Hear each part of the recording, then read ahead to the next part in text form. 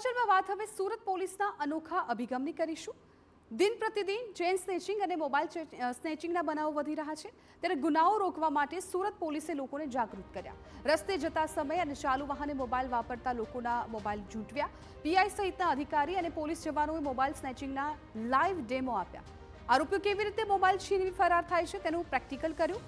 પોલીસે જ mobile snatcher બની ક્યાંક ચાલુ બાઇકે ફોન વાપરતા લોકોના મોબાઈલ ઝૂંટવ્યા તો ક્યાંક ચાલતા જતા લોકોના મોબાઈલ ઝૂંટવ્યા। આમ કરીને પોલીસે લોકોને તેમની બેદરકારી અંગે ચેતવ્યા અને ફરી ધ્યાન રાખવા માટે સૂચન કર્યું।